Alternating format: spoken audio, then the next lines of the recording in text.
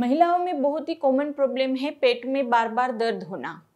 और उसमें भी यदि आप प्रेगनेंसी प्लान कर रहे हैं तो आपको यहाँ पर ऐसा होता होगा कि क्या मेरे इस पेट दर्द के कारण तो मेरी प्रेगनेंसी नहीं रुक रही है।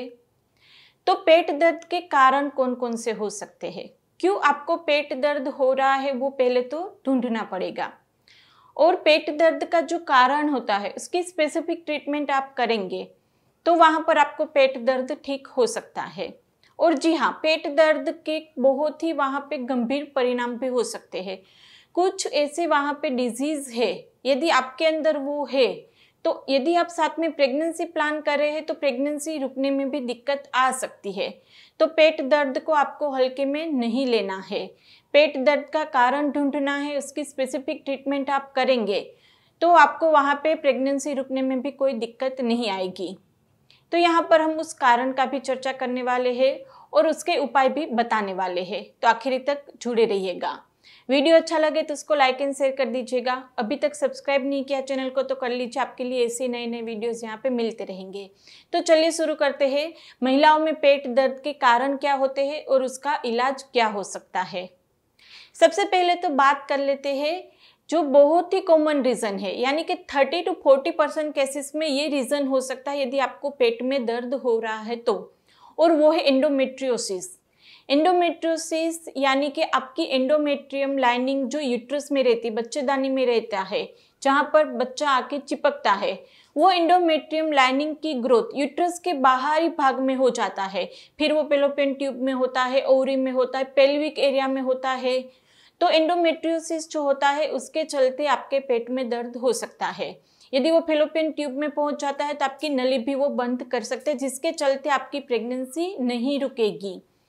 यदि एंडोमेट्रियोसिस आपकी ओवरी में है तो उसको एंडोमेट्रियोमा बोलेंगे। तो एंडोमेट्रियोमा यानी कि आपके अंदर गांठ का बन जाना, ओवरी में ब्लड जमा हो जाता है जिसके चलते वहाँ पे गांठ बन जाती है, उसके चलते वहाँ से अंडा रिलीज नहीं हो पाता है। और यदि अंडा रिलीज नहीं होगा तो प्रेगनेंसी कैसे रुकेगी।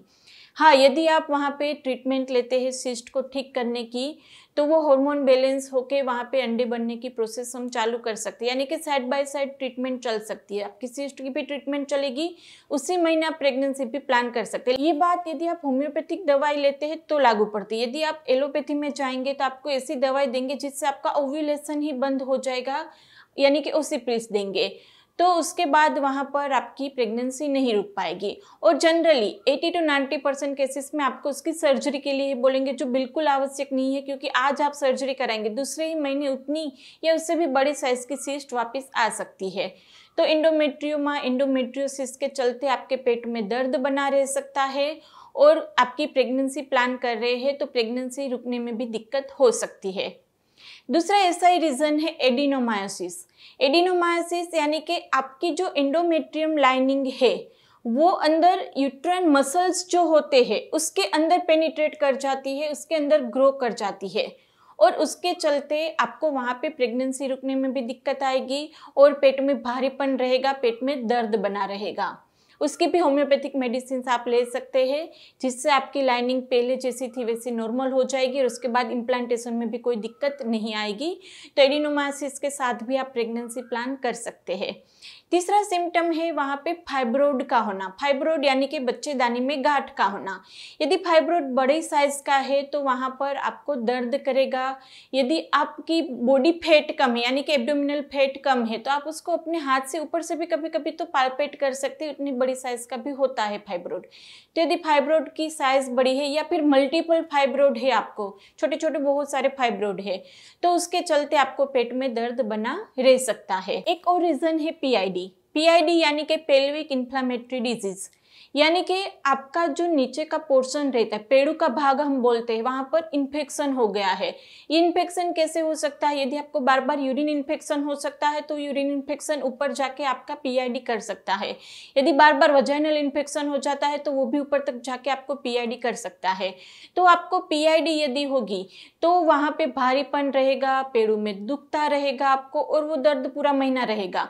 शायद आप रिलेशन रखते होंगे तो उस टाइम पे भी आपको वहां पे दर्द होता होगा।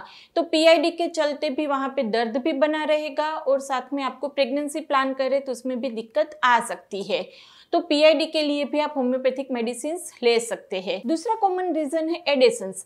एडेशंस यानी कि आपके अंदर जो ऑर्गन्स होते हैं वो एक दूसरे के साथ चिपक जाते हैं। बहुत सारे आप अपनी सोनोग्राफी देखेंगे तो उसमें लिखा होगा कि आपकी ओवरी है यूट्रस के पाछली के साइड में वहां पे चिपक गई है, या फिर आपको वहां पे एडेशंस है उसके चलते फिम्ब्रियल एंड जो रहता है, आपकी फेलोपियन ट्यूब जो रहती है वो फ्री मूवमेंट नहीं कर पाती है।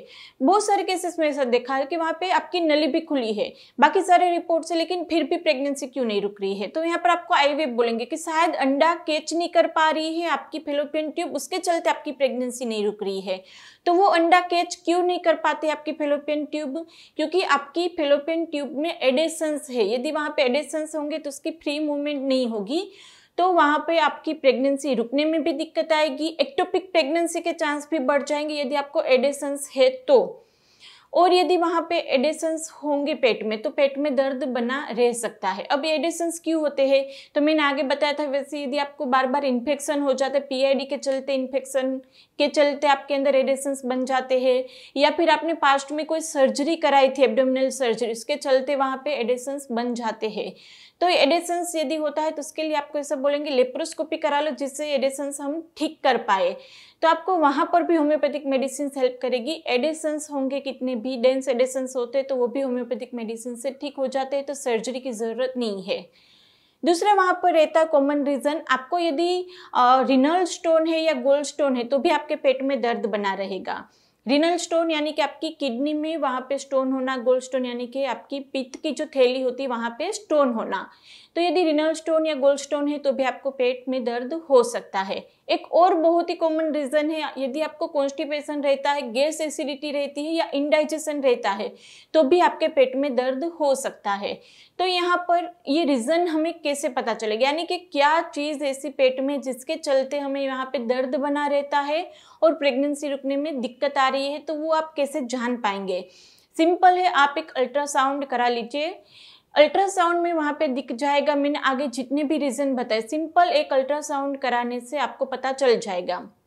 अल्ट्रासाउंड में जो भी दिक्कत आती है उसकी पर्टिकुलर ट्रीटमेंट कीजिए तो पेट में दर्द है वो भी ठीक हो जाएगा। यदि प्लान कर रहे हैं प्रेगनेंसी तो प्रेगनेंसी भी जल्दी से रुक जाएगी। यदि इसमें से भी कुछ क्वेरी है, कुछ कंफ्यूजन है तो आप हमें कमेंट बॉक्स में भी पूछ सकते हैं या फिर इंस्टाग्राम पे भी ज्वाइन कर सकते हैं। यदि आपको प्रेगनेंसी नहीं रुक रही है और उसके लिए आप होम्योपैथिक मेडिसिन लेना चाहते हैं तो उसके लिए आप हमारी टेलीफोनिक अपॉइंटमेंट भी बुक करवा सकते हैं। हमारी टेलीफोनिक अपॉइंटमेंट बुक करवाने की सारी डिटेल नीचे डिस्क्रिप्शन बॉक्स में रखी, वहां पे व्हाट्सएप नंबर दिया गया, इसमें इतना ही मैसेज करने मुझे अपॉइंटमेंट चाहिए, आगे मेरी टीम आपको गाइड कर देगी। तो होम्योपैथिक मेडिसिन वर्क्स मिरेक्युलस, बहुत ही अच्छे से रिजल्ट मिलते हैं। तो कोई भी सर्जरी या आईवीएफ से पहले आप होम्योपैथी ट्राई कीजिएगा।